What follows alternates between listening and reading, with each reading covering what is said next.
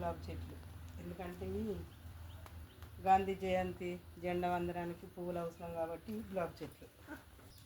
గోంగూర ఎందుకంటే ప్రతిరోజు మేలుకు మనకు ఏదో ఒక ఆకుకూరలు అవసరం కాబట్టి పప్పులకు గోంగూర మేలు ప్రకారం అవసరం కాబట్టి తోటకూర గోంగూర. మునగ చెట్లు పప్పులకు మునగకాయలు అవసరం, మునగ ఆకు కూడా అవసరం కాబట్టి ఐరన్ కోసం మునగ చెట్టు. గోంగూర స్కూల్ ముందట పచ్చదనం, మనకు పిల్లలు ఉన్నారు కాబట్టి ఇది అవసరం కాబట్టి కంది చెట్టు. ప్రతి జెండా వందనానికి కానీ గాంధీ సెలబ్రేషన్ కానీ అంబేద్కర్ జయంతికి కానీ పువ్వులు అవసరం కాబట్టి పువ్వులు. గులాబీ చెట్టు బండే ఎప్పుడు ఒక సెలబ్రేషన్ ఉంటుంది కాబట్టి పువ్వులు అవసరం. గులాబీ బచ్చల కూర పప్పులకు మేలుకు అవసరమే కాబట్టి బచ్చల కూర.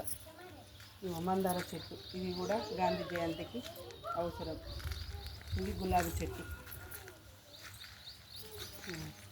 బచ్చల కూర ఇది కూడా ఇక్కడ నుండి నుండి ఇక్కడి వరకు బచ్చల కూర. బచ్చల కూర ఇక్కడి వరకు. ఇది కరివేపాకు రోజు పప్పే కాబట్టి మేలుకు ఇది కూడా అవసరం కాబట్టి కరివేపాకు రోజు వేసుకుంటాం కాబట్టి. బీర చెట్టు కాయలు అవసరం, బీర చెట్టు మేలుకు.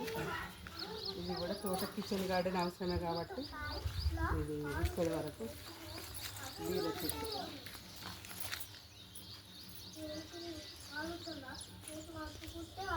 సత్యనారాయణ ఆకులు డెకరేషన్కు బర్త్డే డెకరేషన్కి అవసరం ఉంటాయి కాబట్టి ఈ సత్యనారాయణ చెట్లు అవసరమే కాబట్టి ఆకులు మంచిగా ఉంటుందని పెట్టుకున్నాం. ఇవి చిక్కుడు దీనికి మొత్తం సోరతీగ వాడింది అని ఇక్కడ చిక్కుడు చిక్కుడు. ఇది కూడా గులాబీ చెట్టు, ఎక్కువ పువ్వులే అవసరం.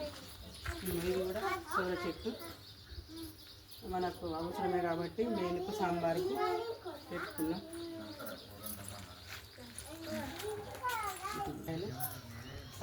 సాంబార్కు బెండకాయలు సోమవారం మనకు బేస్తవారం ఇవి అవసరమే కాబట్టి బెండ చెట్టు పెట్టుకున్నాం.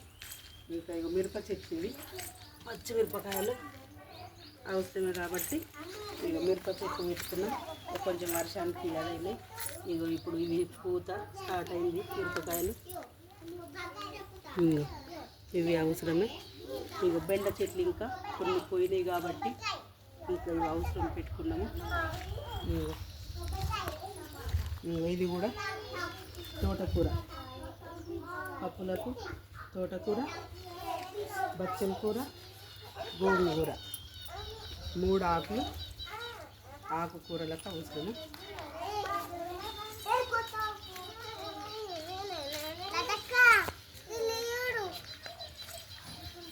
పువ్వులు